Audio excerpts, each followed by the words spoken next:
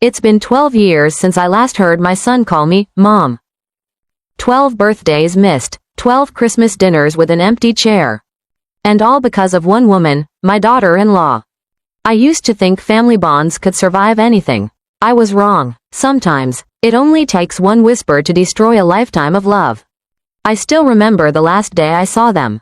The sun was setting, and I was standing in the driveway holding a dish I had made for Sunday dinner.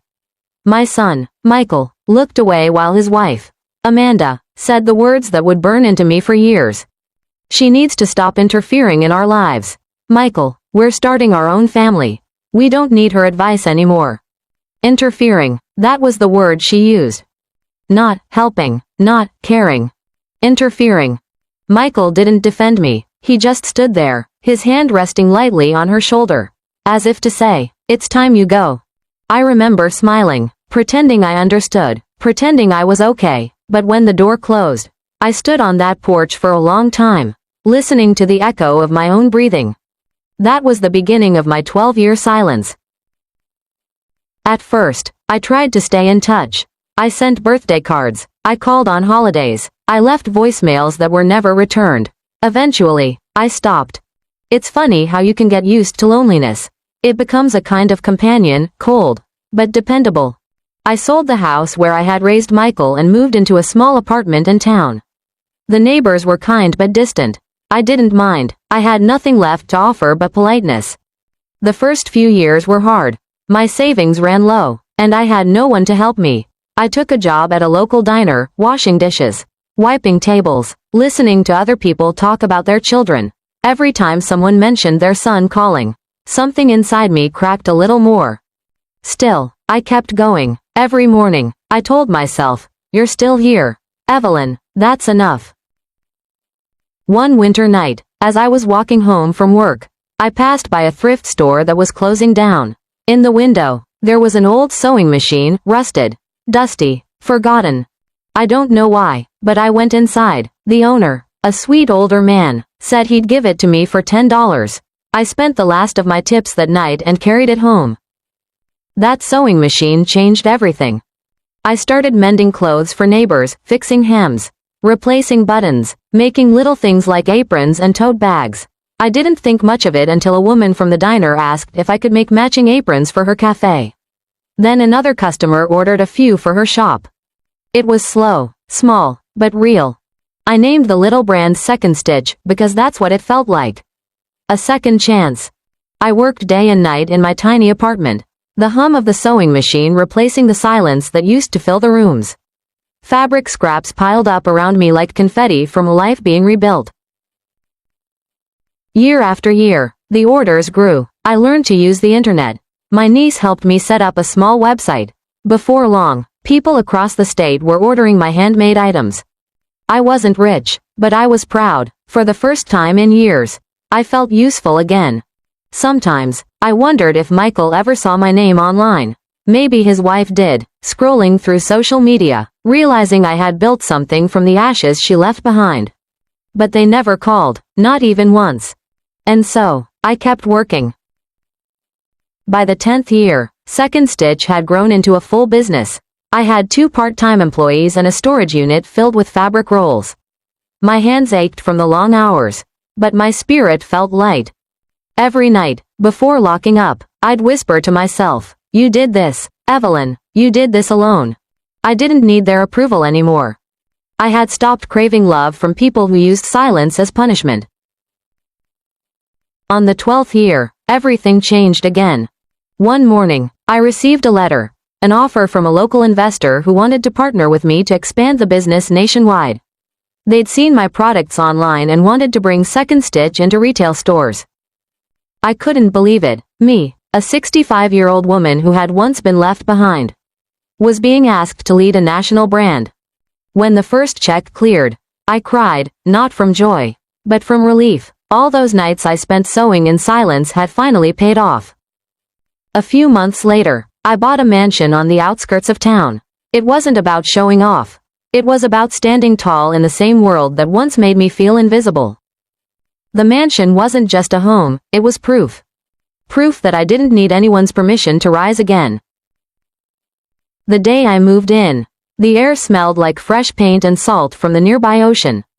I walked through the halls slowly, my footsteps echoing against the marble floors. This, I whispered, is what freedom sounds like. I furnished it simply: white walls, clean lines, a large kitchen filled with light. I even kept a guest room, though I didn't expect anyone to visit. Every evening, I sat on the balcony with a cup of tea, watching the sun melt into the horizon. I wasn't lonely anymore. I had built a life that was mine alone. Then, one morning, it happened. The doorbell rang. At first, I thought it was the delivery man, but when I opened the door, time stopped. Michael stood there, older, a little heavier, his eyes uncertain, and beside him, Amanda, still perfectly dressed, her smile as sharp as ever. "Mom," she said brightly, as if 12 years hadn't passed, "we heard you bought this amazing house. We thought we'd come see it for ourselves." Before I could respond, she walked right in, looking around with wide eyes. "Wow, you really did well for yourself. So much space. It's almost too big for one person, don't you think?" Her voice dripped with fake sweetness. I'd heard that tone before. The one people use when they're already planning to take something from you. Michael stood behind her, avoiding my eyes. "Mom," he said softly, "we've been going through a rough time. Amanda thought maybe we could stay here for a while, just until we get back on our feet." I looked at him, then at her. 12 years of silence, erased with one sentence. I felt the old ache rise in my chest, but I pushed it down. Not this time. I smiled, calm, polite, almost warm. "Of course," I said. "Come in, let's talk." Amanda beamed, thinking she had won again.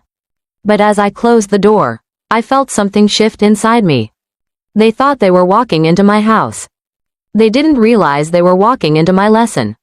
And this time, I was the one holding the pen. Amanda walked through the foyer as if she owned it. Her heels clicked across the marble floor, echoing through the wide, open space. She glanced at every corner, running her hand along the banister like a queen inspecting her palace. "Oh, this is beautiful, Mrs. Collins," she said with a smile that didn't reach her eyes. "You've really outdone yourself. I always knew you had taste." I didn't reply. I simply offered a polite nod, the same one I had given strangers for the last 12 years. Michael trailed behind her, carrying 2 large suitcases. He looked smaller than I remembered. His hair had thinned, his shoulders hunched. Time had worn him down. He avoided my gaze, setting the bags near the stairs. "We didn't want to impose," he said quietly. "It's just, things haven't been great lately." Amanda shot him a quick glance that said stop talking. She turned back to me, her voice syrupy sweet. "Yes, our place needed some repairs. And with the market being what it is, we thought maybe a short stay here would help us get back on track." Short stay. I'd heard that before, from friends, from family, from anyone who thought kindness was an open door they could never close again. I gestured toward the living room. "Please, have a seat." The room filled with silence as they sat on the cream-colored sofa. The same sofa I'd picked out just months earlier, back when I thought no one would ever sit on it but me. Amanda crossed her legs, scanning the art on the walls. "This must have cost a fortune. You really did well for yourself, didn't you?" Her tone wasn't admiration, it was curiosity, calculation. I poured 3 cups of tea, setting them carefully on the table. My hands didn't shake, not this time. Michael took a sip, eyes fixed on his cup. "Mom, I should have called sooner," he said. "I wanted to, I just didn't know what to say after all this time." I smiled faintly. Sometimes silence says more than words ever could. Amanda shifted uncomfortably, then forced a laugh. "Oh, come on, let's not dwell on the past. What matters is that we're all together now. Family's family, right?" Her words hung in the air like perfume, pleasant on the surface, toxic underneath. As they talked about their hard times, I listened. I didn't interrupt, didn't question, I just let them speak, watching the way Amanda nudged Michael when he hesitated, feeding him lines like an actress coaching her scene partner. They talked about debts, a lost job, a failed business, how unfair life had been. But their eyes kept drifting toward the gold-framed photos, the crystal chandelier, the faint glimmer of success they hadn't earned. When Amanda finally leaned back with a sigh and said, "You must get lonely in a big house like this," I knew what was coming. She smiled, the same way she did 12 years ago when she turned my son against me. "Wouldn't it be nice to have family around again? We could help out, keep you company, maybe use one of the guest rooms for a while." There it was. I looked at her, calm, even kind. "A lovely idea," I said softly. "You should stay for dinner." Her eyes lit up. "Really?" "Yes," I said, smiling. "After all, it's been a long time. We have a lot to catch up on." As they settled in, I went to the kitchen. I moved slowly, deliberately, preparing a simple meal: roasted chicken, potatoes, a salad with vinaigrette. The scent filled the house. I could hear their laughter from the next room. It was strange, familiar, almost comforting, but hollow at the same time. I thought of the nights I had eaten alone in my small apartment, heating soup on a single burner while they celebrated birthdays and holidays without me. Now, they sat in my house, pretending to belong again. When dinner was ready, I called them in. We sat at the long oak table under the soft chandelier light. The air felt thick with unsaid things. Amanda clinked her fork against her plate. "You've always been such a good cook," she said brightly. "Michael's been missing your meals for years." Michael looked down at his plate. "Ashamed, Mom," he started. I raised a hand gently. "Eat, dear. You'll need your strength if you plan on staying." Amanda laughed, a little too loud. "Oh, you're funny, Mrs. Collins." But I wasn't joking. After dinner, they offered to help clean up, but I waved them off. "You're guests," I said. "Rest, I'll handle it." As I washed the dishes, I heard Amanda's voice drifting from the living room. "She's done well for herself," she whispered. "Look at this place. Maybe things are finally turning around for us." Her words didn't hurt, they confirmed what I already knew. This wasn't about family, it was about opportunity. Later, when they went upstairs to look around, I sat at the table with a cup of tea and stared out the window. The ocean shimmered in the distance, the moonlight brushing its surface like a silver ribbon. I thought of every night I had spent wondering if they would ever come back. And now that they had, I realized I didn't need them anymore. The next morning, I woke early. The house was quiet. I walked down the hallway and found them still asleep in the guest room. Their suitcases were open, clothes already spilling out as if they'd planned to stay for months. I smiled to myself and went to my office. The desk was neat, papers stacked in order, contracts waiting for signatures. On top sat the rental agreement for the upstairs wing of the mansion, the one I'd finalized just days earlier. I picked up the phone and called the young couple who had signed it. "Good morning," I said warmly. "Everything's ready for your move-in today." They were excited, grateful. I gave them the time and address, then hung up and walked back toward the kitchen. When Michael and Amanda came downstairs an hour later, the smell of coffee filled the air. "Good morning," I said, pouring 2 cups. Amanda smiled. "Good morning, Mrs. Collins. I was just thinking, maybe we could go into town later. Look for furniture? Make ourselves useful?" I stirred my coffee slowly, watching her reflection in the glass window. "Furniture?" I asked. "For the guest room, of course," she said, laughing lightly. "We might as well make it feel like home." I set my cup down. "Oh, I'm afraid that won't be possible." Her smile faltered. "What do you mean?" I folded my hands, meeting her eyes. "The upstairs is already rented. A family's moving in today. I signed the papers last week." Silence. Michael blinked. You rented it out?" "Yes," I said calmly. "They needed a place to stay. You understand, so many people struggle these days." Amanda's face went pale. "But we just..." I stood, smoothing my cardigan. "Don't worry, I've already called a hotel in town. They'll have a room ready for you. Breakfast included." The look on her face was worth 12 years of silence. Michael looked torn, his lips parting as if to speak. But no words came. He just stood there, shoulders sagging, as Amanda grabbed his arm. "Let's go," she hissed. As they walked toward the door, I followed quietly. Amanda turned once more, her eyes sharp. "You're still the same bitter woman," she spat. I smiled softly. "No, dear, I'm the woman who learned to stop feeding the hand that bit her." I opened the door for them. the morning sunlight spilling across the floor. "Take care," I said gently, "and good luck." When the door closed behind them, the silence returned, but this time, it didn't feel like emptiness. It felt like victory, quiet, graceful, and mine. I walked to the window and watched the moving truck pull into the driveway. A young family stepped out, 2 children laughing as they ran across the lawn.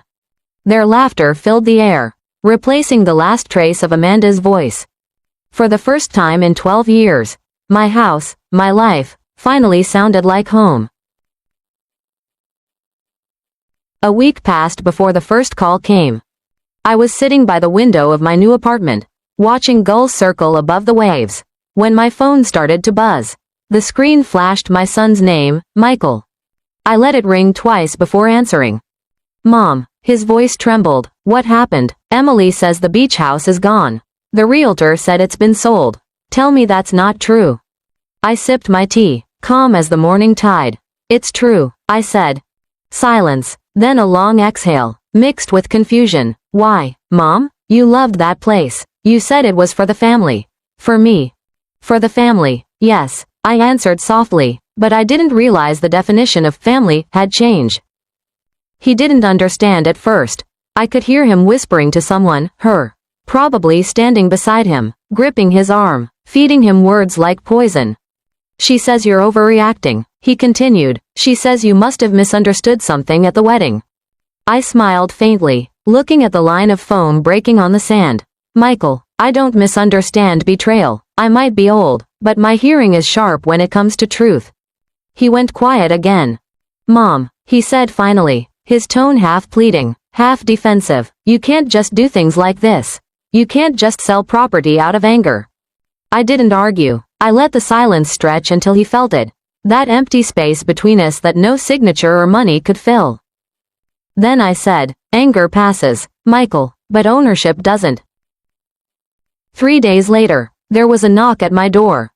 When I opened it, Emily stood there, no smile this time, no perfume, no polite mask. Her face was pale with frustration, her lipstick smudged, behind her sunglasses, her eyes were small and burning. "Can we talk?" she asked flatly. "Of course," I said, stepping aside, "but I don't think you'll enjoy the conversation." She didn't remove her sunglasses. She sat on the couch like she owned it, even though it wasn't hers. "You sold everything," she said. "You didn't even tell us. You embarrassed Michael." I looked at her, steady. Embarrassed him, or just revealed what kind of woman he married? Her jaw tightened. "You're twisting things. I never said anything bad about you." I leaned forward slightly. "Really? Then perhaps I hallucinated a young bride laughing about nursing homes and beach furniture while I stood outside the door holding a slice of cake." Her lips parted, but no words came. She didn't deny it. She just straightened her back and looked away, pretending to study the floor. "I was joking," she said finally, in a voice sharp and small. "You took it too seriously. You can't just ruin our lives over a joke." I let out a low chuckle. "Oh, darling, I didn't ruin your life. I just refused to let you steal mine." Her face flushed. "You think this is revenge? You think this makes you powerful? You just left your own son with nothing." "My son," I said, standing up, "was raised to build his own future. If he's standing behind you waiting for inheritance, then I failed him more than I thought." For the first time, her composure cracked, her voice rose. "You're cruel." I turned to the window, sunlight reflecting off the waves outside. "No," I said quietly, "cruelty is what you whisper when you think love has gone deaf." She stood there, breathing hard, like she wanted to scream.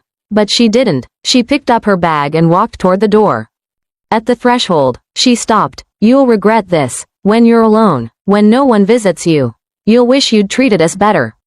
I didn't even look at her. I already lived through that kind of loneliness once. You can't threaten someone who's already buried her heart. The door closed with a soft click. Days drifted into each other. I spent mornings walking along the pier, feeding breadcrumbs to the seagulls, writing little notes in my journal. My neighbors were kind, older women, retired couples, quiet souls who said good morning without asking for more. Peace didn't come all at once. It came slowly, like sunlight finding its way through curtains. I redecorated the small apartment. Nothing fancy, just warm colors. Plants, books stacked neatly near the window. The ocean breeze carried salt and forgiveness.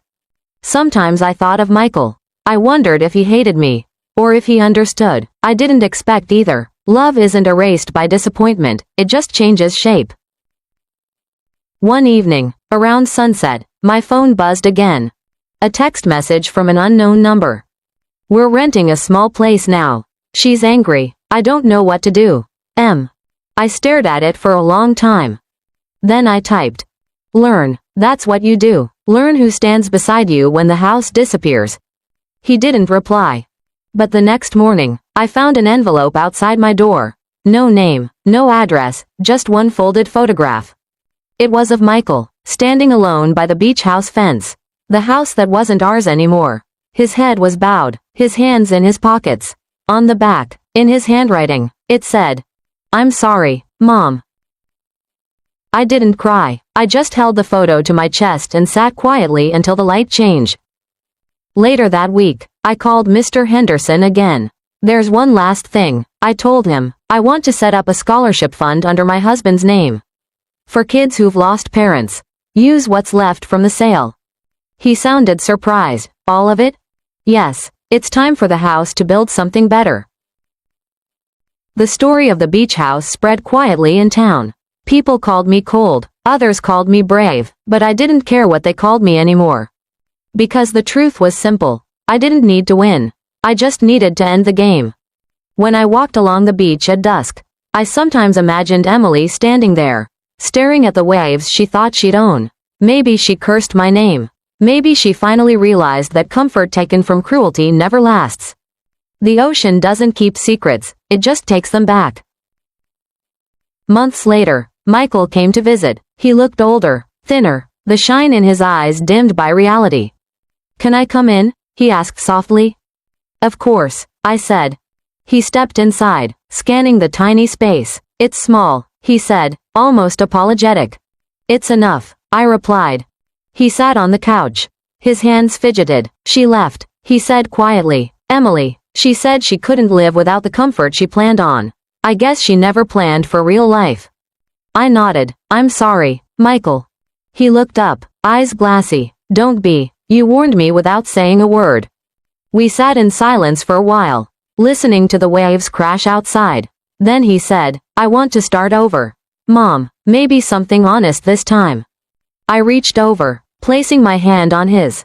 Then start with yourself, not with what you can own. He nodded slowly, like a boy who finally heard something true.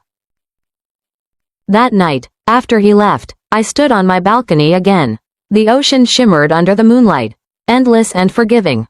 I whispered to the dark.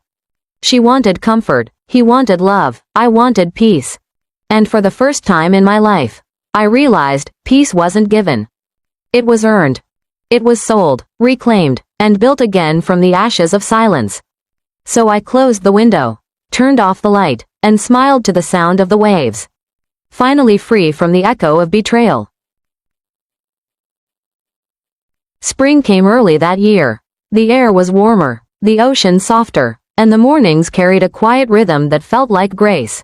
I had gotten used to peace, real peace, the kind that didn't depend on anyone showing up or apologizing.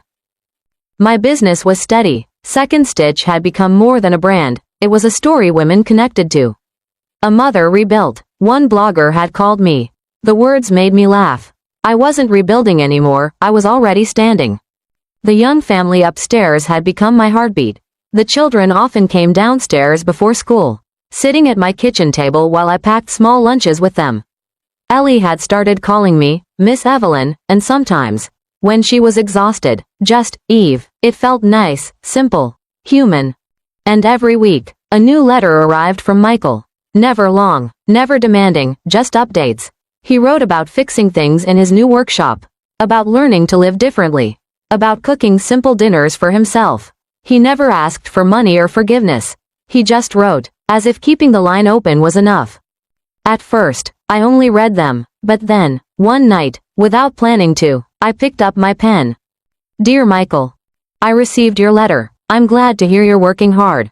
I always knew you had it in you. Keep going, one day at a time. The rest will follow. Mom. It wasn't much, but it was enough. I sent it the next morning. A few days later, I found a small package on my doorstep. Inside was a handmade leather pouch. Simple, neat, carefully stitched. The note inside read, "I made this myself. Thought maybe you could use it for your sewing tools. I hope it's good enough. Love, Michael." I ran my fingers over the seams. Every stitch was imperfect but honest. He had learned something I had once tried to teach him, that skill and love are both born from patience. I placed the pouch on my work table. Every time I saw it, I remembered how pain, when faced with grace, could turn into something beautiful. One Saturday morning, the doorbell rang. When I opened the door, Michael stood there, not the broken man from the grocery store, but someone stronger. His shoulders were straighter, his eyes softer. "Hi, Mom," he said. I didn't speak right away. I just looked at him, memorizing the lines of his face. The boy I used to know now layered inside the man he had become. "I should have called," he said, voice trembling slightly, "but I was afraid you'd say no. Then you wouldn't have heard my yes," I replied quietly. He laughed through the tears that gathered in his eyes. I stepped aside. "Come in, Michael." He followed me into the kitchen. I poured coffee, the old habit returning easily. The smell filled the air, warm and familiar. He looked around the house, smiling softly. "You really made it, Mom."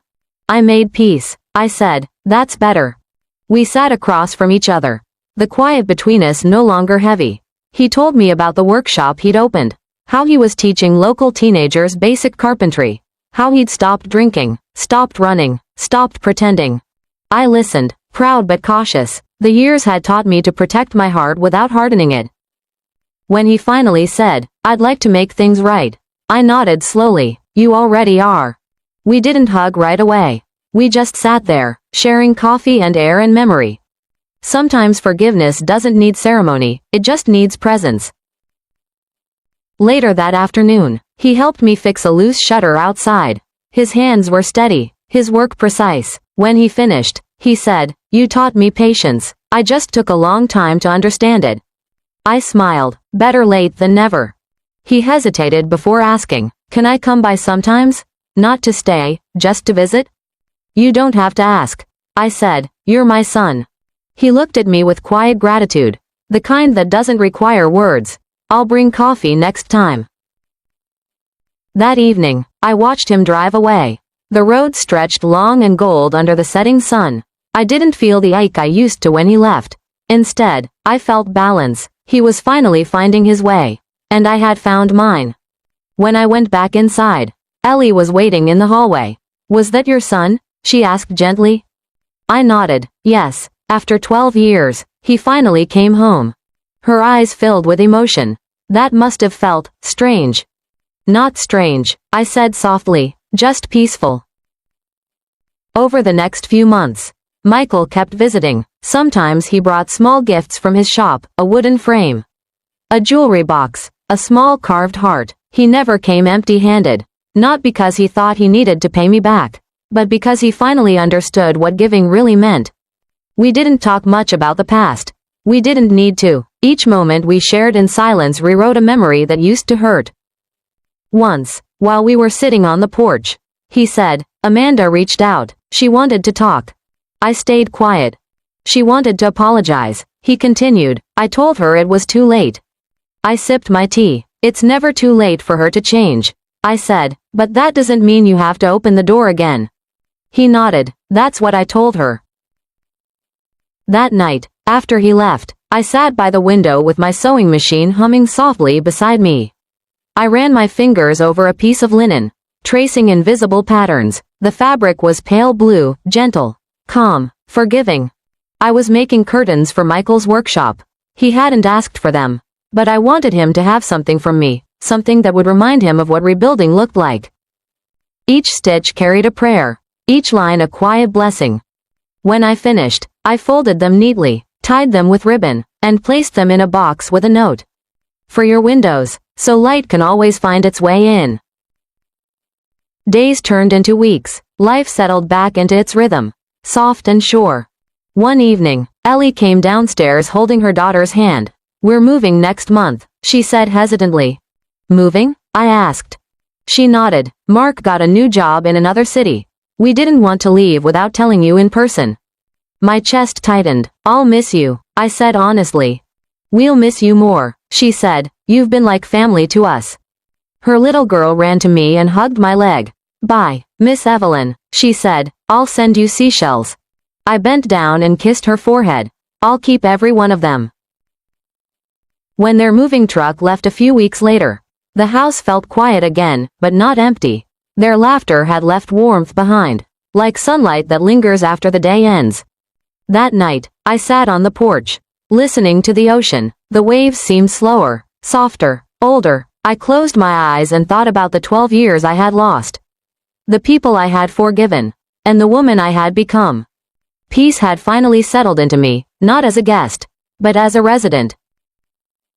The next morning, I drove to Michael's workshop. It was a small wooden building with wide windows and the smell of sawdust and varnish. He looked up when I entered, surprised but happy. Mom, he said, you came. I brought something, I said, handing him the box. He opened it and smiled when he saw the curtains. These are beautiful. I thought your place could use some light, I said. He nodded, his voice quiet. It already has some, now.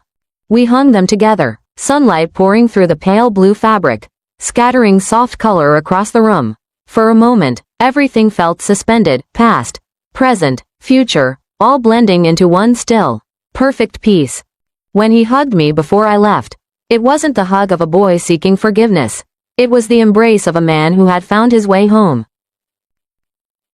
That night, back in my house by the sea, I made myself tea and sat on the porch as usual. The stars stretched wide above, and the sound of the tide rolled in steady and calm. I looked out toward the horizon and whispered, "You did good, Michael, you finally learned." And then I added, "And so did I." Because sometimes the real victory isn't in proving people wrong. It's in becoming someone who no longer needs to. The wind carried my words out to sea. The ocean answered in its familiar voice, endless, forgiving, and at peace. Summer crept in quietly that year. The air smelled of salt and sunlight, and the mornings carried the lazy hum of the sea. My days followed a gentle rhythm, coffee at dawn, work at the sewing table, tea on the porch by dusk. I no longer waited for phone calls or letters. Peace had become my companion, and I guarded it fiercely. Michael visited often now. He always brought something small, a jar of honey from a local market, a loaf of fresh bread, sometimes just stories from his workshop. He looked healthier, more grounded. His laughter didn't sound rehearsed anymore. Each visit felt like a piece of my heart returning, one quiet afternoon at a time. We didn't talk about the past much, though sometimes I could see it flicker behind his eyes. When he looked at the ocean, I knew he was remembering everything we lost, but neither of us tried to fill the silence. It didn't need fixing anymore. One afternoon, I was sewing on the porch when the phone rang. The number was unfamiliar. I almost didn't answer, but something made me pick it up. Mrs. Collins? The voice was soft, hesitant. Yes, this is she. This is Amanda. For a moment, I couldn't breathe. It had been more than a decade since I'd heard that voice. But time had dulled its sharpness. It didn't pierce me anymore. I understand if you don't want to speak with me, she continued. I need to tell you something. I said nothing. I let the ocean fill the silence between us. I wanted you to know that I'm sorry, she said, her voice trembling, for everything, for turning Michael against you, for the years I stole from you both. I was selfish and scared, and I paid for it. Her words didn't come out like a confession, they came out like a collapse. I'm sick, she said after a pause. Stage 4, I don't want forgiveness, I just wanted you to hear it from me before. I closed my eyes. The wind brushed against my cheek like a sigh. You've said what you needed to say, I replied softly. I wish you peace, Amanda. She cried quietly on the other end. You're kind, she whispered, kinder than I deserve. When the line went silent, I didn't cry. I sat still, letting the sound of waves carry the words away. I wasn't angry anymore. The woman who once hated me was gone, and the one who remained was only a shadow of her own choices. A few days later, Michael came by. He must have heard from her, because his eyes looked tired again. She called you, didn't she? He asked. Yes. He nodded slowly. She's in hospice now. I went to see her once. She apologized. I didn't know what to say. You don't have to say anything, I said. Some apologies are meant to float away. He exhaled, relief mixed with sorrow. I didn't think I'd ever be able to face her again. But when I saw her, I realized she's already paying for everything she did. Life has a way of making people face their mirrors. I reached across the table and took his hand. The hardest lesson is forgiving someone who isn't here to change. But you've learned it. He looked at me with quiet eyes. You forgave her, didn't you? I did, I said, a long time ago. As the weeks passed, the air began to cool again. The family upstairs had left, and a new tenant moved in, a retired teacher named Grace, who loved gardening as much as I did. Together, we turned the backyard into a sea of color. Roses, lavender, hydrangeas, all growing under the same sun that once watched me break. Grace often told me, you have a strong heart, Evelyn. Most people would have turned bitter. I smiled. I was bitter once, but bitterness gets heavy. Peace is lighter. Sometimes she'd nod, and we'd keep planting in silence, our hands deep in the soil that smelled of new beginnings. One morning, I woke to a soft knock on my door. Michael stood there holding a single white envelope. She passed, he said quietly. I nodded, taking the letter. I'm sorry, son. He looked down. She left this for you. Inside was a small note, written in shaky handwriting. Mrs. Collins. I don't expect forgiveness, but I hope you know you won. Not over me, but over the bitterness I left behind. You built something beautiful out of the ashes I made. Please don't let my memory darken your light. Amanda. I read it twice before folding it neatly. She found her peace, I said. Michael's eyes were red. I think so. We sat on the porch, saying nothing. The ocean was calm that day, a soft gray under the morning sun. It felt like it was listening. After a while, Michael said, Mom, thank you for not hating her. I don't know if I could have. I smiled faintly. Hate is just another kind of chain. Michael, I spent too long learning how to live without it. He nodded, wiping his eyes. You're stronger than anyone I know. I had to be, I said, but now I don't have to try so hard anymore. Over the next months, life found a rhythm again. Michael continued his work at the shop, and I helped him sometimes, hemming curtains, making cushion covers, giving advice he didn't ask for but always took. He'd stop by with dinner, saying, You cooked for me for years. Mom, it's my turn now. And every time he said it, a small part of my heart healed. One evening, he brought me a gift, a framed photo of the two of us in front of his workshop. On the bottom of the frame, he'd carved words by hand.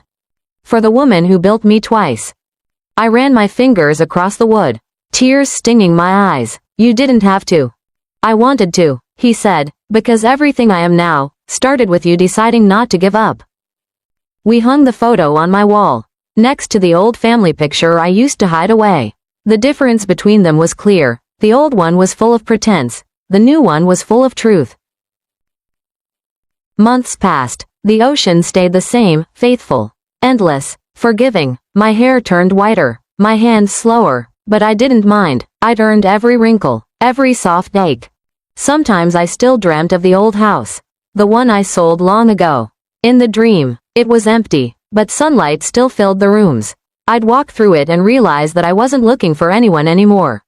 I was just saying goodbye properly this time. When I woke, I'd whisper to the ceiling, I forgive you, too, Evelyn, for every moment you thought you weren't enough. And I meant it. One afternoon, I walked to the pier with Michael. The sea breeze carried the scent of lilac and salt. Fishermen were packing up, seagulls circling overhead. We stood side by side, watching the sun sink low. You know, he said softly, I used to think forgiveness was weakness. And now? I asked. He smiled faintly. Now I know it's the strongest thing there is. I placed my hand on his arm. That's how you know you've grown. He turned to me, eyes bright with unshed tears. I'm sorry it took me 12 years to come back. I shook my head gently. It took exactly as long as it needed to. We stood there until the sky turned orange and gold, the waves catching the last light of day. For once, there was nothing left to fix, nothing left to mourn, just a quiet understanding between two people who had finally made it through the storm. That night, as I sat on my porch under the stars, I brewed one last cup of tea and watched the moonlight ripple across the water. I thought of all the versions of myself I had been, the mother, the outcast, the fighter, the survivor. Each one had led me here, to stillness. I picked up Amanda's letter one more time, read it under the soft glow of the porch light, and then folded it carefully into my journal, not as a wound, but as proof that even the deepest betrayals can end in grace. The tide rolled in softly, whispering against the rocks. I closed my eyes and breathed in the sound. Peace had come again, quietly, without applause, just as it always did. And this time, it was here to stay. Autumn arrived like a whisper. The mornings were colder, the air crisper, and the sea outside my window began to shift from blue to silver. The trees lining the driveway dropped their leaves one by one, each landing softly like a small goodbye. Life had slowed down for me. My hands, though still steady, didn't move as fast as they once did. My eyes tired more easily. But there was a peace in the slowness, a rhythm that matched the sound of my sewing machine, still humming in the corner of my workroom. Michael had taken over more of Second Stitch now. What began as a small home business had grown into something larger than either of us ever expected. He had opened a storefront in town, complete with a bright blue sign that read Second Stitch by Evelyn Collins. When I first saw it, my chest tightened with pride. He told me the name couldn't change. "It's yours, Mom," he said. "It started with you. It should stay that way." I smiled when he said it, though part of me knew that he didn't need my name anymore. He was strong now, confident, finally standing on his own. That was all I'd ever wanted. Each week, he came by to check on me. Sometimes he brought his dog, a shaggy golden retriever named Daisy, who would sprawl on my rug while I worked. Sometimes he came alone, carrying groceries or new fabrics from the shop. One afternoon, he arrived with a surprise. "Close your eyes," he said. When I opened them, he was holding a small box tied with a red ribbon. Inside was a brand new sewing machine, sleek, modern, quiet. "You didn't have to," I said softly. He grinned. "You've used the same one for 20 years. I figured it was time you had something easier on your hands." I traced my fingers over the smooth metal. "It's beautiful." He crouched beside me, adjusting the settings. "It's automatic, but it still lets you feel every stitch." His words lingered in the air. "It still lets you feel every stitch."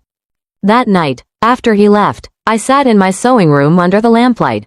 I ran a piece of fabric through the new machine, and for the first time in a long while, I didn't feel like I was working. I felt like I was remembering. Every thread carried a piece of my story, each pull of the needle, a moment of survival. Weeks passed quietly. The ocean winds grew stronger, rattling the windows some nights. But I wasn't afraid. The house had weathered worse storms. And so had I. One morning, I woke early and made tea before sunrise. The horizon glowed soft pink, the sea calm and endless. I stood at the window, holding my cup, feeling the warmth seep through my fingers. That's when I saw a car pulling up the long drive. Michael stepped out, but he wasn't alone. A woman followed him, tall, graceful, her hair tucked neatly under a scarf. I couldn't see her face at first. As they walked closer, I felt my heart twist. It wasn't fear, it was recognition. Amanda. Older, thinner, pale, but unmistakably her. I stayed by the window for a long moment, letting the sight settle in my chest before I moved. When the doorbell rang, I opened it without hesitation. "Mrs. Collins," she said quietly, her voice small, almost breaking. "Amanda," I replied. Michael looked uncertain, guilt flickering in his eyes. "She asked me to bring her," he said softly. "She didn't want to go before seeing you." I nodded. "Come in." The house was warm, filled with the faint scent of cinnamon. I led them to the living room and poured tea. Amanda sat on the edge of the sofa, her hands trembling slightly. "I didn't mean to intrude," she said. I needed to say it face to face." "You already said it," I reminded her gently. In your letter. She nodded, tears welling in her eyes. I know, but letters don't show eyes. They don't show how sorry someone is. For a moment, none of us spoke, only the clock ticked softly in the corner. I ruined everything, she whispered. I thought I was winning back then. But all I did was destroy the only people who cared about me. I don't know if forgiveness even matters now. I set my cup down. It always matters, but forgiveness isn't about fixing the past. It's about freeing yourself from it. Amanda looked up, startled by the calm in my voice. I forgave you, I continued, not because you asked, because I didn't want to carry your choices with me anymore. Her tears fell then, quiet and heavy. I don't deserve your kindness, she said. I shook my head. It's not kindness, it's peace, and I fought hard to keep it. Michael reached out, resting his hand over hers. For the first time, I saw no bitterness between them, only exhaustion. And maybe, at last, closure. Amanda stayed for less than an hour. When she left, she turned to me at the door. Thank you, she whispered, you're the strongest person I've ever met. I didn't respond, I simply watched her walk away. Her steps were slow, deliberate, like someone who had already made peace with time. Michael lingered, his eyes red. She didn't have long, he said. I know. She asked to be buried near the sea. He added, said she wanted to hear the waves again. Then let her, I said softly, the sea forgives everything. In the weeks that followed, the house grew quiet again. But it wasn't the silence of loss, it was the kind that holds 1,000 stories. I spent more time on the porch, watching the gulls sweep low over the waves, feeling the world move gently forward. Sometimes Michael called just to talk. Sometimes he stopped by with Daisy, who had made it her mission to shed fur on every rug I owned. One evening, he brought a folder from his workshop. We're expanding, he said with a grin. A second store. I want you to be part of it, at least in name. I'm tired, Michael, I said with a smile. I've had my turn. It's your story now. He shook his head. It's ours, always will be. That night, after he left, I returned to my sewing table. I pulled out a piece of fabric I'd been saving for years, an old curtain from the first apartment I rented after they left me. It was faded, frayed, but still whole. I cut it into small squares and began to stitch them together. Piece by piece, each square carried a memory, the diner where I worked, the first sale I made, the day I bought this house, the afternoon my son came back. When I finished, I had made a quilt. It wasn't perfect, but it was beautiful. Every flaw told the truth. I folded it neatly and placed it at the foot of my bed. The fabric still smelled faintly of the past, but it no longer hurt to breathe it in. A few weeks later, I woke to the sound of rain tapping against the window. The sky was pale gray, the kind of color that makes you think of beginnings, not endings. I made tea, wrapped the quilt around my shoulders, and sat by the window. The ocean was calm again, stretching endlessly, unbothered by time. I thought about all the years I'd lived through, the silence, the betrayal, the rebuilding, the forgiveness. And I realized something simple yet profound. Every wound had been a stitch in the same fabric. Every tear had led me to strength I didn't know I had. When Michael arrived later that morning, I was still sitting by the window. He smiled when he saw the quilt. You made another one, he said. It's the last, I replied. It's not for selling, it's for keeping. He walked over and placed his hand on my shoulder. You've built a whole life out of threads, Mom. I looked up at him, smiling faintly. That's what mothers do. We weave, even when the fabric tears. He sat beside me, and for a while, we just listened to the rain. No words, no regrets, just the sound of peace filling every corner of the house. That night, before going to bed, I wrote a small note and tucked it into the pocket of the quilt. If you ever feel lost, wrap yourself in this. It holds everything we survived. The wind howled softly outside, but inside, all was still. The house, the sea, the memories, they all blended into one long, quiet song. And for the first time, I understood. My story had never been about revenge. It was about redemption, about how a broken heart can still sew itself whole again, one stitch at a time. The last stitch was done. The thread was tied. And everything, at last, was complete. Winter came quietly to the coast that year. The mornings were slow, the sky a pale wash of silver, and the sea, my oldest companion, seemed to breathe in rhythm with me. I'd wake early, before dawn, when the world was still, and make my tea the same way I had for decades. The cup warmed my hands as I stood by the window, watching the fog roll in from the water. The house no longer felt lonely. It carried the hum of memory, of laughter that had once been lost but found its way back.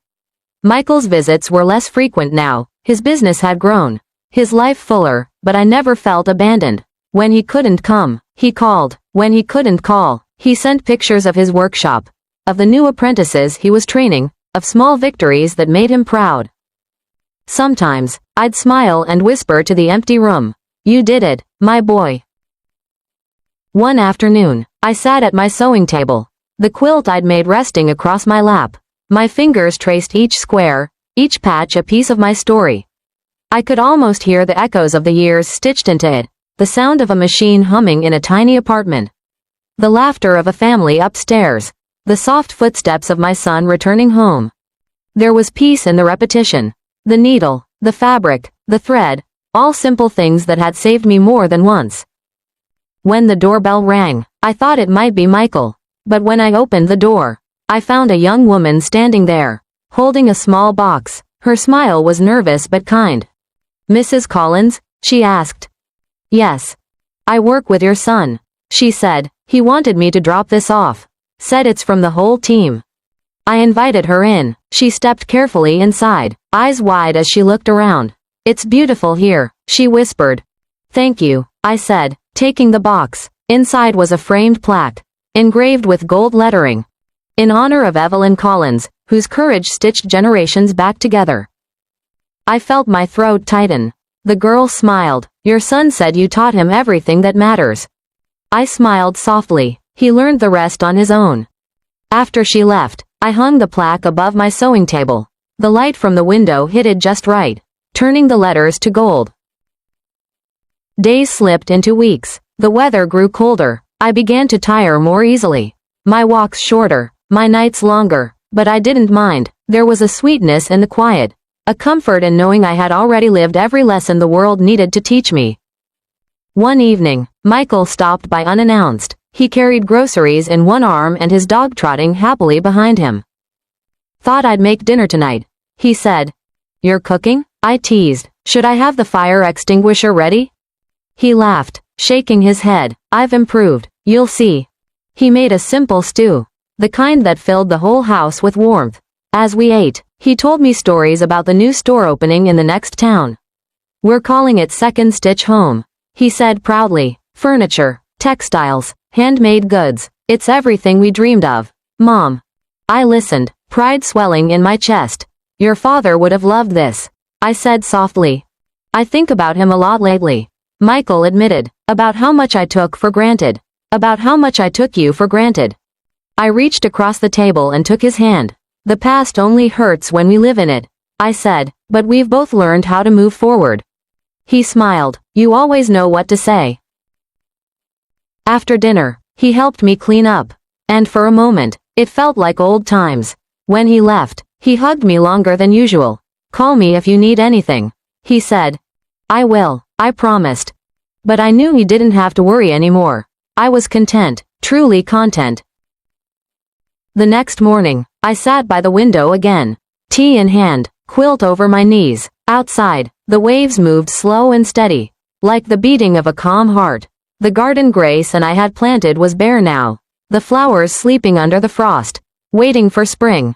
I looked at the photo of Michael and me hanging on the wall. The words for the woman who built me twice seemed to glow in the morning light. I whispered to the air, "You built me too, my son."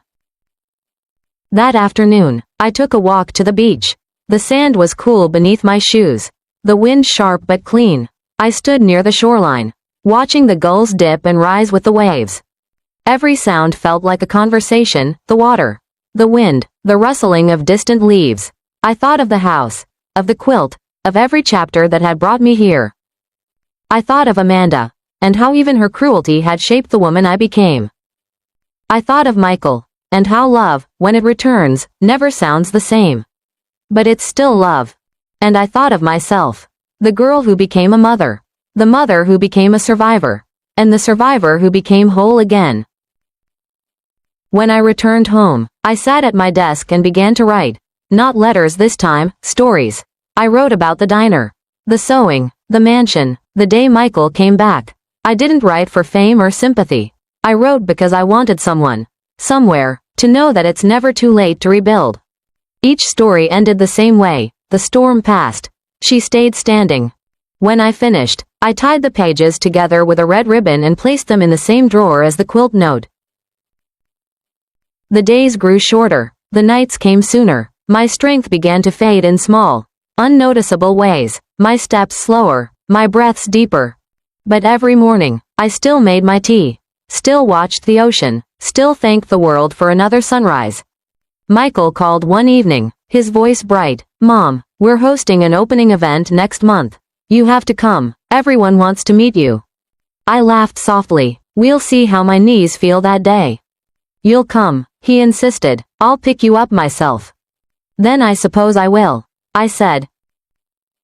That night, I couldn't sleep. I walked to the porch, wrapped the quilt around my shoulders, and sat under the stars. The ocean glimmered faintly in the moonlight, the waves sighing like old friends. I closed my eyes and listened. To the sea, to the quiet house, to the rhythm that had carried me through every heartbreak and every healing. For a moment, I felt something settle deep inside, a fullness, a peace so pure it almost hurt.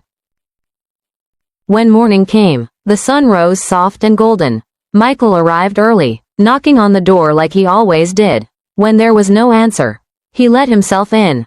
The house was still. The kettle whistled faintly on the stove. Tea steeped and waiting. His eyes fell on me sitting in my chair by the window. The quilt wrapped around my shoulders, my hands resting calmly in my lap. I was smiling. He knelt beside me, taking my hand, whispering my name over and over, though the room was already filled with silence. The ocean outside kept moving, steady and endless. The house, the sea, and the morning light all seemed to breathe together. On the table beside me was a single note, folded neatly under my teacup. My dearest Michael, when you read this, I'll be listening to the waves again, just from a little further away. Don't be sad, my son. I've lived more life than I ever dreamed.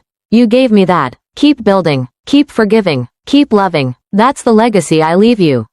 Mom. Michael sat there for a long time, holding the note, the sound of the sea filling the silence between each heartbeat.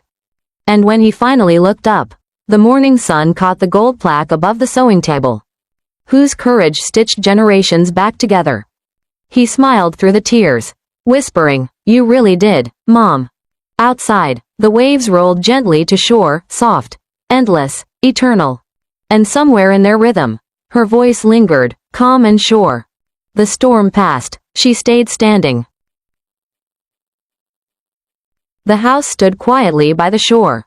Months had passed since my mother's funeral, yet I still felt her presence in every corner.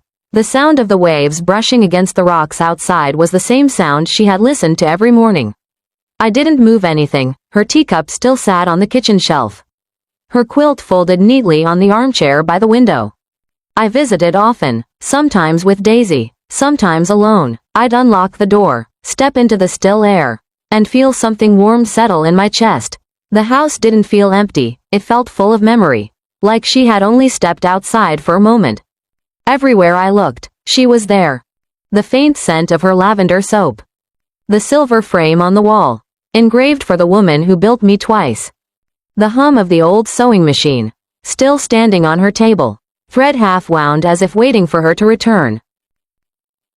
After she passed, I couldn't touch her sewing things. For weeks, I avoided that room completely. I'd stand at the doorway, watching the sunlight spill across the desk, the spool of thread catching the light, and then I'd walk away.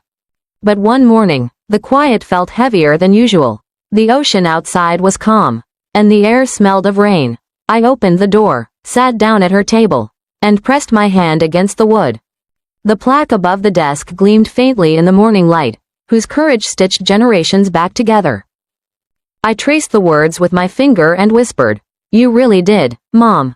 Then I picked up one of her unfinished pieces, a square of faded blue fabric. Soft and warm. I didn't know what she had planned to make from it, but somehow, I felt she wanted me to finish it. So I did. The first few stitches were clumsy. I'd never been patient with my hands. But as the needle moved, I heard her voice in my head, "Slow down. Michael, feel every stitch." I smiled. She'd said those exact words when I was 10, helping me sew a button on my old school shirt. I remember her sitting across from me, her hair tied back, her eyes focused but kind. She'd guided my hands then, just as I felt her guiding me now. When I finished, I didn't make anything grand. Just a small patch, stitched to the corner of her quilt, right where her note had been tucked. It read simply, "For Mom." Weeks turned into months. The store kept growing. The second branch opened with success.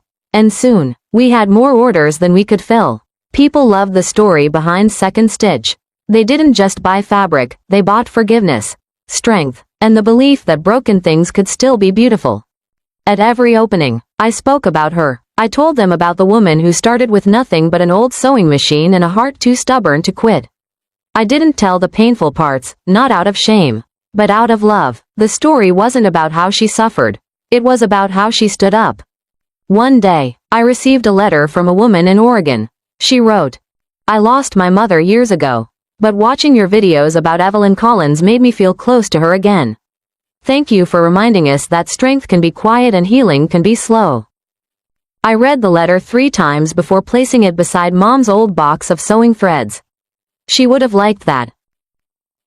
On the first anniversary of her passing, I returned to the beach house. It was mid-spring, the sky pale blue, the ocean bright and endless. I spent the day cleaning, watering her roses, airing out the rooms. When evening came, I made a cup of tea, just the way she liked it, and sat in her chair by the window. The house creaked softly as the sea wind passed through. I opened the small wooden box where she had kept her letters. Inside were all the ones she never sent, letters to me. Letters to herself, letters to the world. The last one was dated a week before she died. If I could tell Michael one thing, it would be this: the greatest victory isn't having the last word. It's finding peace in silence. I hope he knows that forgiveness isn't weakness, it's the beginning of freedom. I sat there for a long time, holding that letter. The sea outside shimmered gold, and for a moment, I could almost see her silhouette on the porch, tea in hand, head tilted toward the waves.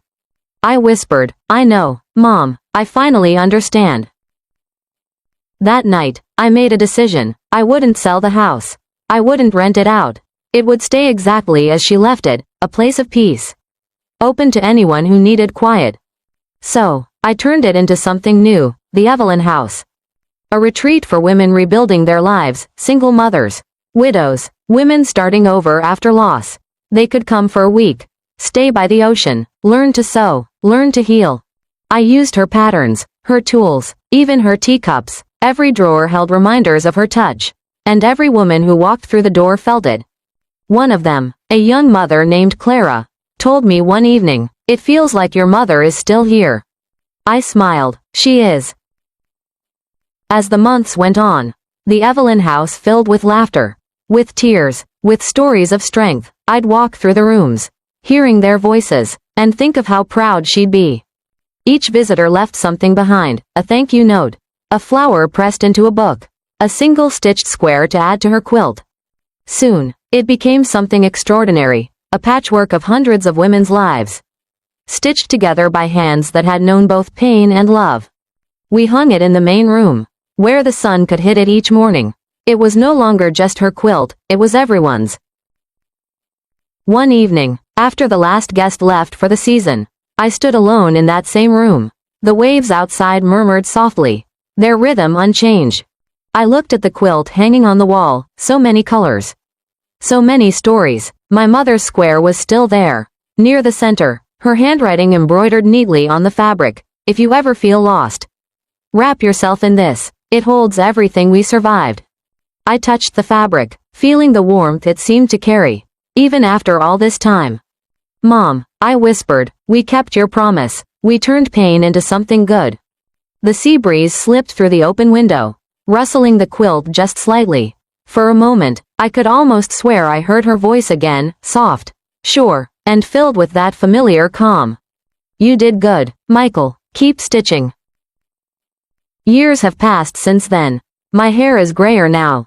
The business has been passed on to new hands. Young women with sharp eyes and kind hearts.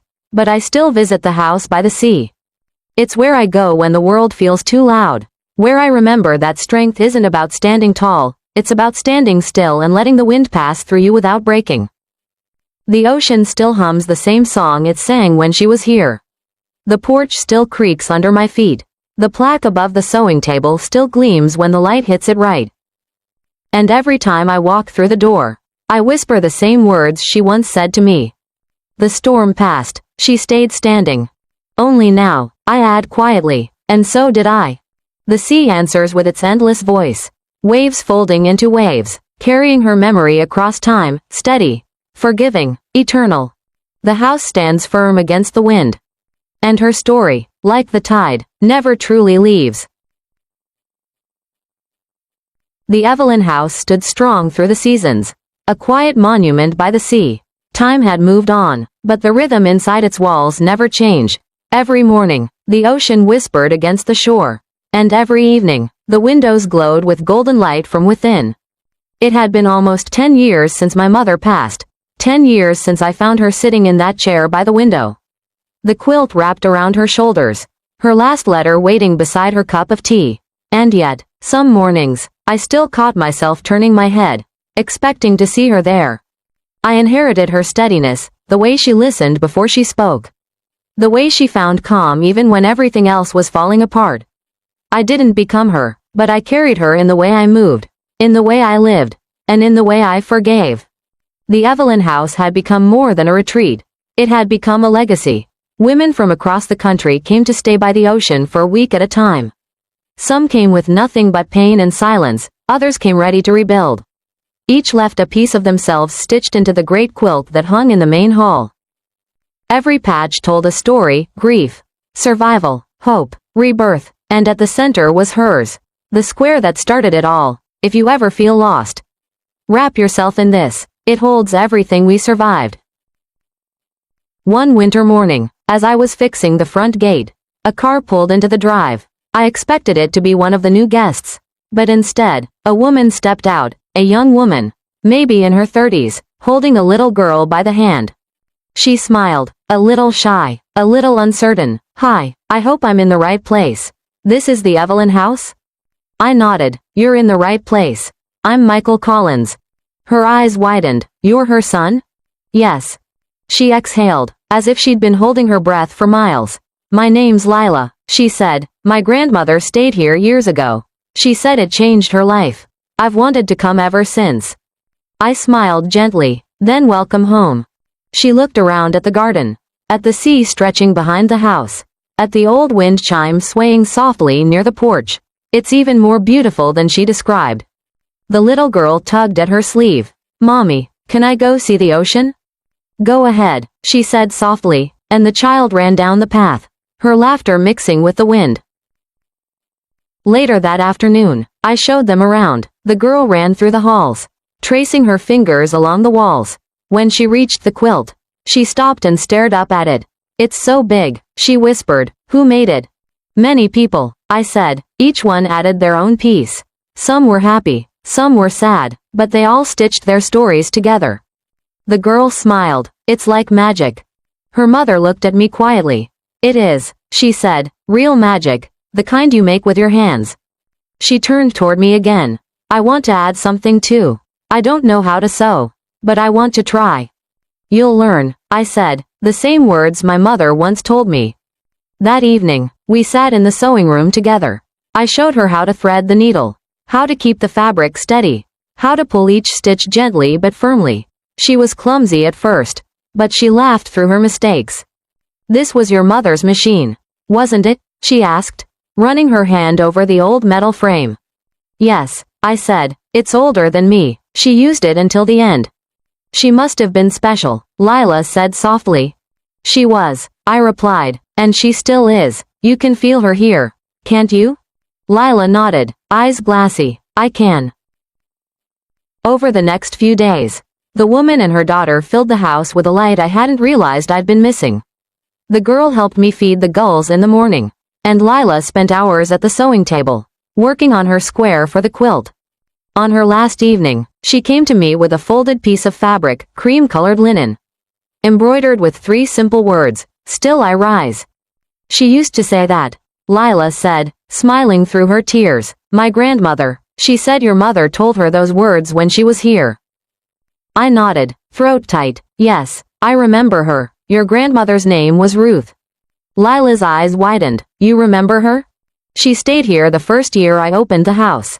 She arrived broken. She left glowing. She told me this place saved her." Lila whispered. I smiled. "It wasn't the house. It was her." She looked toward the ocean. "Maybe, but your mother built the space where people could remember who they are. That's something no one else could have done." After they left, I walked to the main hall and added Lila's patch to the quilt. "Still I rise" now rested near the edge, the sunlight catching on its gold thread. I stood there for a long time, looking at the colors, faded blues, deep reds, pale yellows, all stitched together. The quilt was more than fabric now. It was breathing. It was alive. I realized that my mother had never really left me. She was in the hands of every woman who learned to stitch again.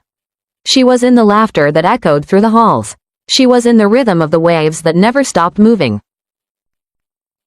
That night, I sat outside on the porch with a cup of tea. The moonlight brushed against the sea, the same way it had the night she passed.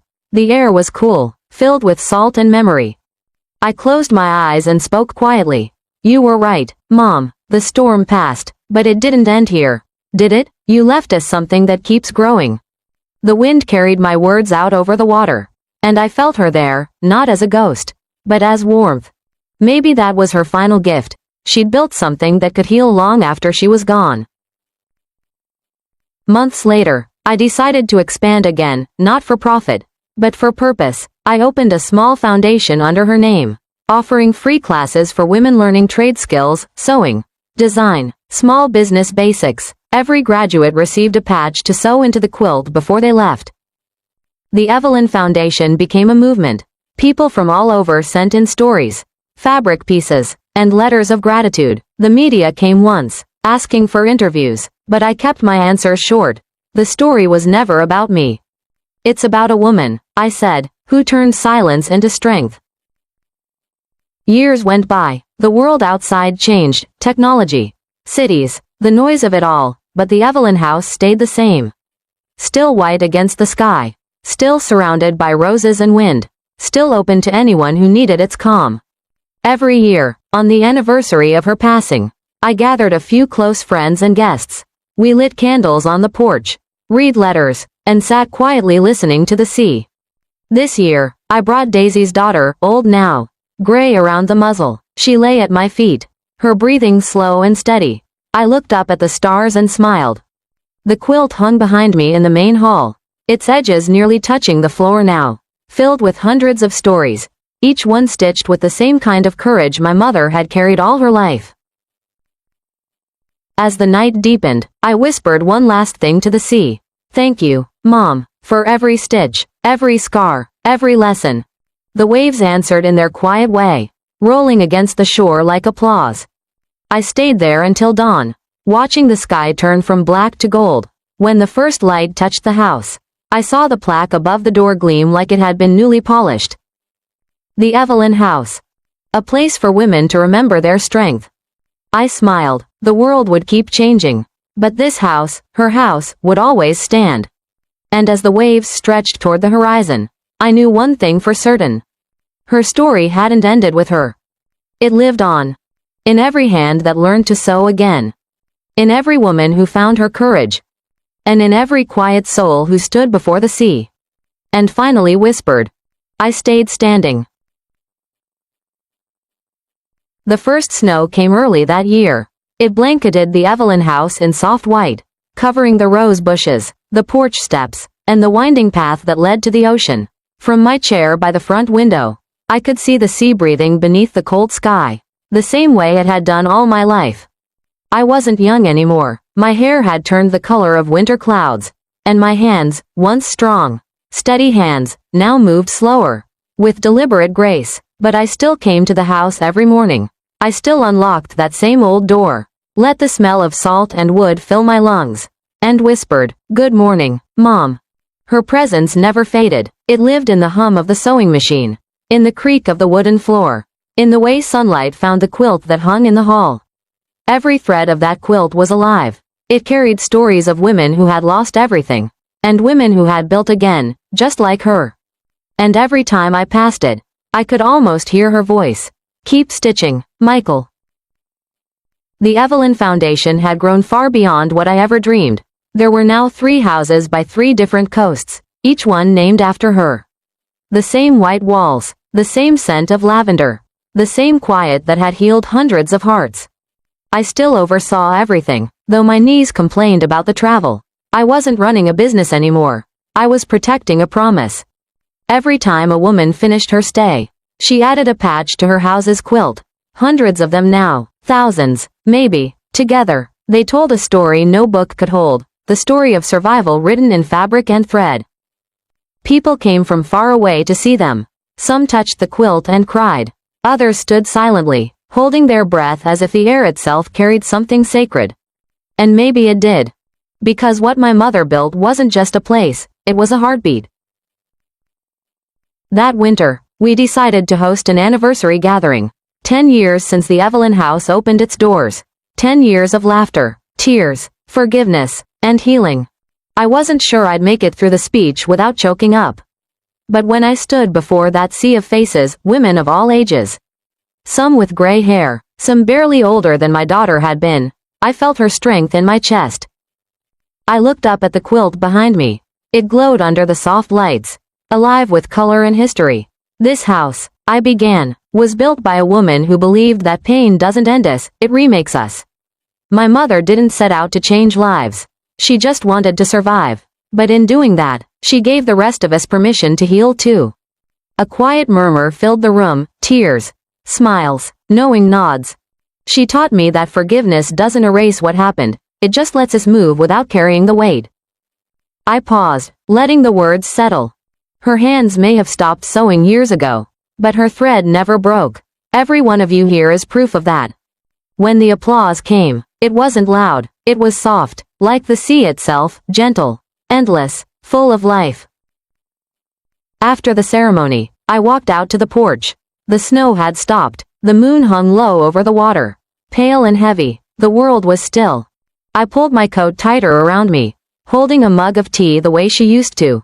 My breath turned to mist in the cold air. The door creaked open behind me. "Mr. Collins?" It was Sarah, one of the foundation's teachers. A kind woman with bright eyes. "There's someone here to see you." I turned. A young man stood in the doorway, holding something wrapped in brown paper. His coat was dusted with snow, and his hands shook slightly as he smiled. "My name's Adam," he said. "My mother stayed here 2 years ago. She didn't make it, but she left this for you." He handed me the package. I unfolded the paper carefully. Inside was a piece of fabric, a deep green square embroidered with tiny gold letters. For Evelyn, because of her, my mother laughed again before she left. I felt the weight of it settle in my hands. The fabric was warm, though it had no right to be. "Thank you," I said softly. He nodded. "I just wanted to say she loved this place. She said it felt like home." "It was," I said. "It still is." When he left, I carried the fabric to the quilt and stitched it myself. Slow and careful, each pull of the thread steadied my breath. When I tied the knot, I whispered, "You see, Mom, you're still saving people." Weeks passed, the snow melted, the roses bloomed again. But I felt my body beginning to slow. It wasn't sadness, it was something quieter. Something that felt like completion. I spent more time sitting by the window, reading her letters again. I still had them all, every one she'd written to herself. To me, to no one in particular. One line stood out. "When I am gone, let the sound of my sewing machine be your metronome for living, steady, patient, full of rhythm." I smiled. She always found the right words, even for moments she'd never see. One afternoon, while the house was quiet, I walked to her old sewing table. I touched the machine, tracing the scratches along its base. the wear marks on its wheel. I ran my fingers over the wooden drawers filled with spools of thread, red, blue, gold, ivory, threads she had touched with her own hands. The plaque above the table still gleamed. Whose courage stitched generations back together? I whispered, "We did it, Mom, you and me." That night, I dreamed of her.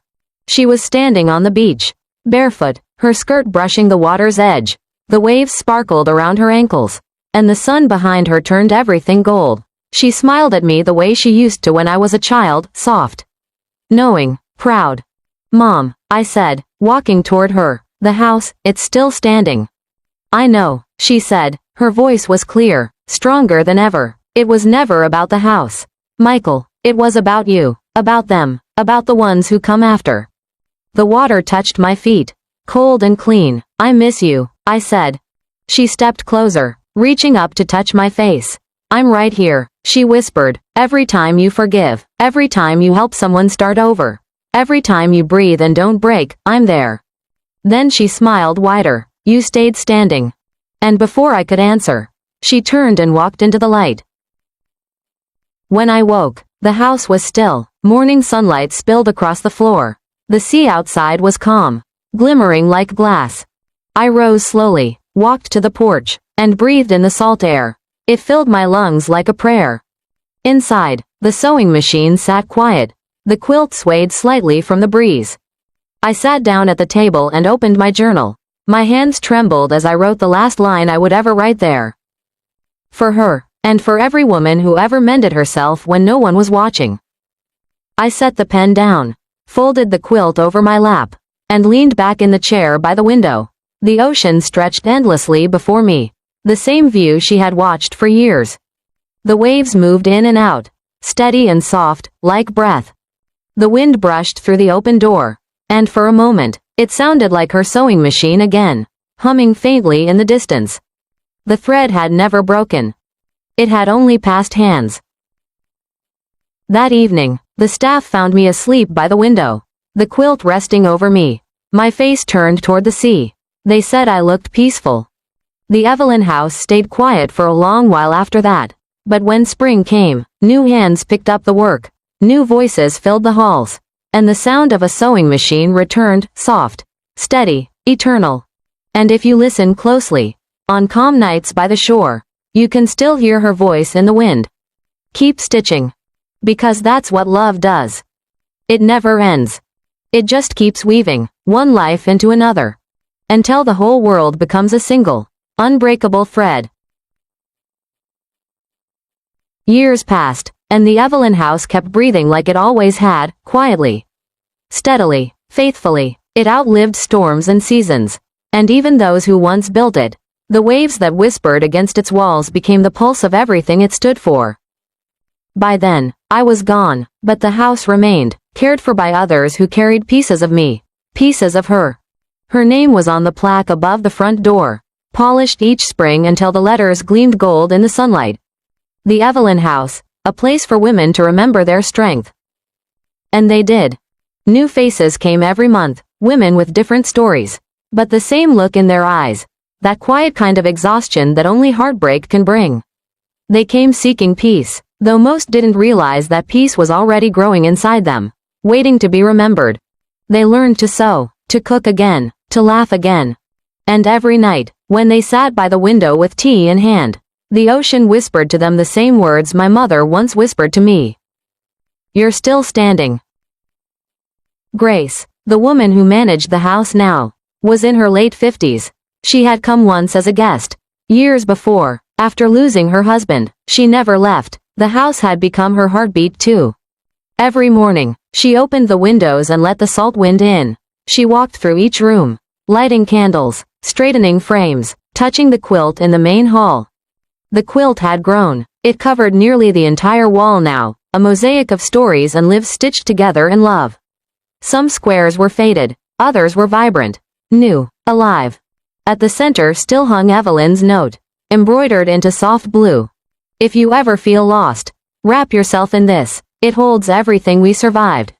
Grace often paused there, her hand resting lightly on the fabric. "We're still surviving," she would whisper. One morning, as she was tending the garden, a young woman arrived. She wore a heavy coat despite the warmth, her hair tucked under a wool hat. She hesitated at the gate, eyes darting toward the sea. Grace smiled and waved. "You must be Maya." The woman nodded. "Yes, I don't know what I'm doing here. Really." Grace opened the gate. "You don't need to know. You just need to come in." Inside, the house smelled of cedar and cinnamon. Maya looked around, her eyes softening as she took in the quiet light. "It feels safe." "That's the point," Grace said gently. Over the next few days, Maya said little. She joined the others for meals but mostly stayed near the window, sketching in a small notebook. Grace didn't push. She'd seen this before. Healing often began in silence. One evening, while the others were sewing, Grace noticed Maya standing before the quilt, eyes fixed on one particular square, the one that read, "Still I rise." "That one's special," Grace said. "A woman named Lila made it years ago." Maya smiled faintly. "My grandmother's name was Lila." Grace froze, her heart skipping. "Then you've come home," she said softly. Maya turned, puzzled. "Home?" Grace nodded toward the window. "Your grandmother stayed here once. She left her mark on this house, and now you have too." Tears welled in Maya's eyes. "She used to tell me stories about a woman who helped her find herself again. A woman named Evelyn." Grace smiled, glancing toward the old portrait that hung above the fireplace, a faded photograph of Evelyn Collins, smiling softly at the camera. "That's her," Grace said. "She started all this." Maya stared at the picture for a long time. "My grandmother said Evelyn taught her how to forgive herself."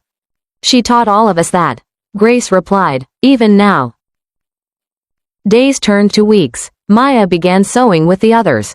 Though her stitches were shaky at first, she laughed when her thread tangled, and Grace laughed with her.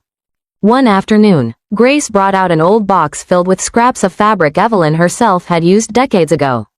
"These were hers," she said. "We still keep them for new guests. It's a way of keeping her hands in the work." Maya reached into the box and pulled out a square of faded cream-colored linen. "This one feels right," she said. "What will you stitch on it?" Grace asked. Maya smiled softly. Her words, my grandmother's words, all of them. She spent the rest of the day sewing, her fingers slow but deliberate. When she was done, the words gleamed in delicate silver thread. "Forgiveness doesn't change the past, it changes you." When she added it to the quilt, Grace felt the air shift, like the house itself was exhaling. That night, Maya couldn't sleep. She walked quietly through the halls, her steps echoing softly on the wooden floor. The moonlight poured through the window at the end of the hall, painting the walls silver. And there, just beyond the glow of the moon, she saw her. A woman standing by the window, her figure faint, her hands resting gently on the sill. Maya froze. The woman turned slightly, and though her face was blurred by the light, her voice was clear. "You did well, my dear," she said softly. "You've kept the thread alive." Maya blinked, and the figure was gone. Only the sound of the sea remained. But she wasn't frightened. She smiled. Somehow, she knew exactly who that woman had been. The next morning, Maya told Grace about it. Grace just nodded. "You're not the first to see her," she said. "She comes when she's needed. Always has." Maya's eyes filled with tears. She felt so real. "She is," Grace said simply. "This house remembers her. The sea remembers her. Maybe even the walls." They stood together in silence for a while, the ocean breeze flowing through the open door. Grace finally spoke. "Would you like to stay a while? Help us with the next group of women?" Maya smiled, her eyes soft but sure. "Yes, I think I would." Years passed again. The Evelyn house thrived. New quilts covered new walls. New hands held new needles. Maya became what Evelyn had once been, the quiet strength behind it all. She taught women how to thread a needle, how to mend, how to forgive. And sometimes, when the sun set low over the sea and the waves turned gold, she would look toward the window and whisper, "I see you, Evelyn." Because she did. One late evening, Grace found Maya sitting at the old sewing table, her head bent over the machine. "You're still working?" Grace asked, smiling. Maya didn't look up, just finishing something special. When Grace stepped closer, she saw what it was, a single piece of dark blue fabric embroidered in gold. The thread never ends. Grace's throat tightened. It's beautiful. It's true, Maya said. She started it, but it's ours now. The next morning, when the first light hit the sea, the house glowed the way it always had. The waves whispered, the seagulls cried, and the air was thick with the scent of roses. Inside, the quilts swayed softly from the breeze, each one humming its own quiet song of survival. And if you stood by the window long enough, you could almost hear it, the faint rhythm of a sewing machine. Somewhere deep within the walls, stitching time and memory together. No one ever found where the sound came from, but everyone who heard it smiled the same way, like they knew they were part of something much bigger than themselves. Because the Evelyn house wasn't just a place. It was a heartbeat passed through generations. A story written in thread. A promise that outlived every storm. And somewhere, beyond the sea, Evelyn smiled. Watching, listening. Her voice carried on the wind. The storm passed, you stayed standing. The ocean answered, its waves folding over themselves in a soft, endless applause. And the world, stitched together by love, kept on breathing. The ocean was calm that morning, the kind of calm that comes only after years of storms. Sunlight spilled across the porch, painting the old white boards in gold. The Evelyn house breathed quietly, alive with memory, its windows open to the salt air, its halls echoing with the laughter of new arrivals. Maya stood by the window, the same one Evelyn Collins had once looked through every morning. The sea stretched endlessly before her, the wind brushing her face with the gentleness of an old friend. She could hear the rhythmic hum of sewing machines from the rooms upstairs. That sound, steady, sure, unbroken, was the heartbeat of this place. It had been 20 years since she first walked through these doors. 20 years since she found herself lost and trembling at the gate. And now, she was the one teaching others to thread a needle, to patch the torn pieces of their own lives, to see beauty in imperfection. Behind her, the great quilt filled the wall. It was no longer just a tapestry, it was a monument. Every patch carried a name, a voice, a prayer. The colors formed waves of their own, rising and falling like the sea outside. At its heart still lay Evelyn's words. If you ever feel lost, wrap yourself in this, it holds everything we survived. That morning, the women gathered in the main hall for the annual celebration, the day they honored Evelyn Collins.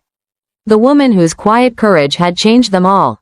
Grace was gone now, her portrait hung beside Evelyn's. The mantle had passed to Maya. The guests filled the room, faces glowing with warmth. Some were new, some were returning, older, stronger, bringing their daughters and granddaughters to show them where it all began. The air buzzed softly with gratitude.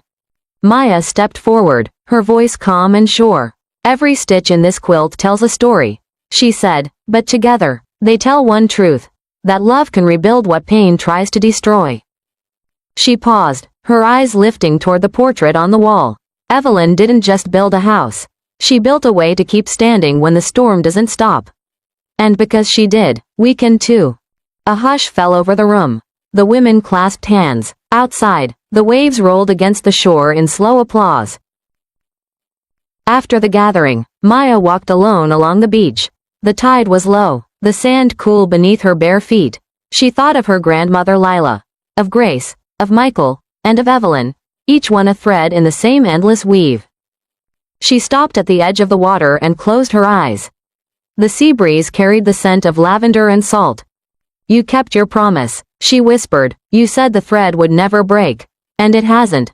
The wind lifted her hair. And for a moment, she felt something shift around her, an unseen warmth, like a hand resting gently on her shoulder. When she turned, there was no one there, just the endless blue of the sea. But she smiled anyway. She knew better than to doubt what she couldn't see. That evening, she sat by the sewing table in Evelyn's old room. The light of dusk spilled across the fabric, soft and golden. On the table lay a new square, fresh linen. Pale as morning, she threaded her needle slowly, the way she had been taught. This square wasn't for herself. It was for the future. She began to stitch, her fingers sure and graceful. Each pull of the needle whispered with purpose. When she finished, she leaned back and read the words aloud, her voice trembling slightly.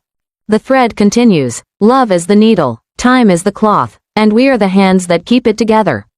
She smiled through her tears.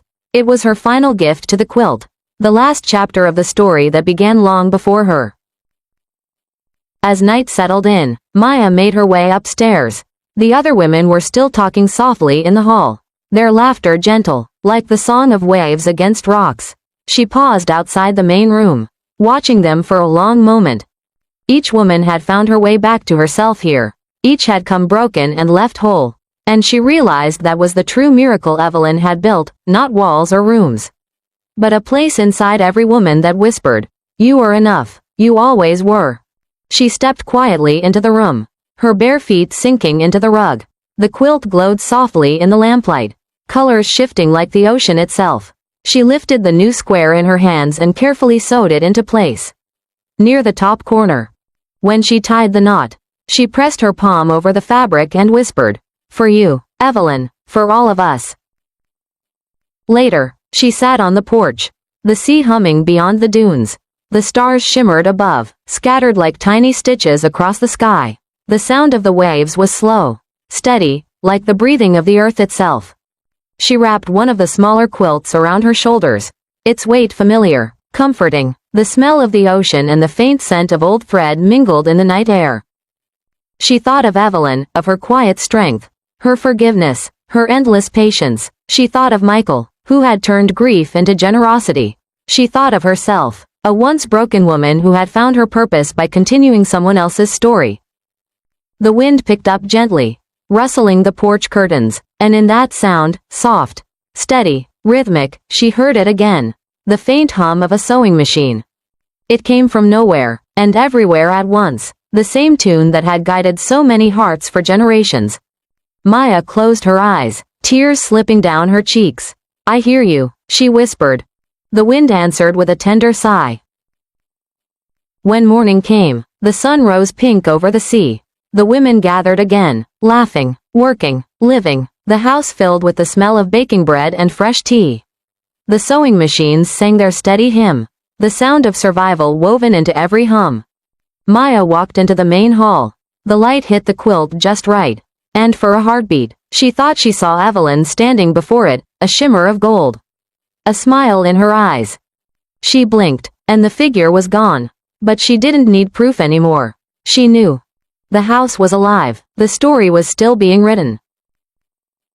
Years later, when Maya herself was gone, another woman took her place, and another after her. The Evelyn house never closed. It never stopped welcoming those who needed it.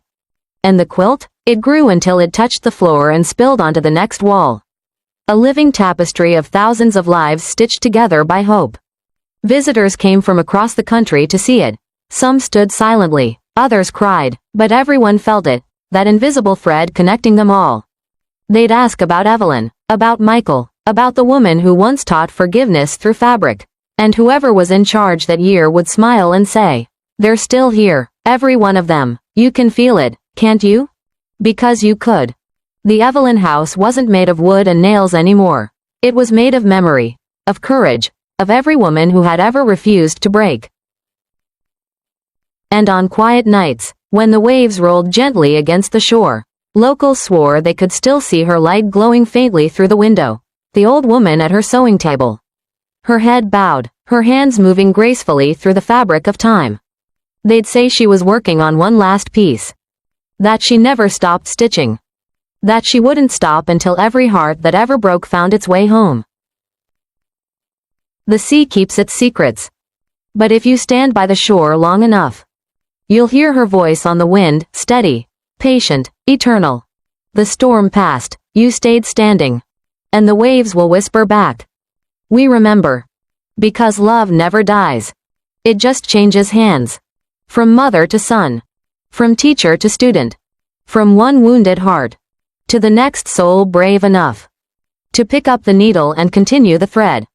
And somewhere, in the golden light beyond the sea, Evelyn smiles, her work complete. Her story endless,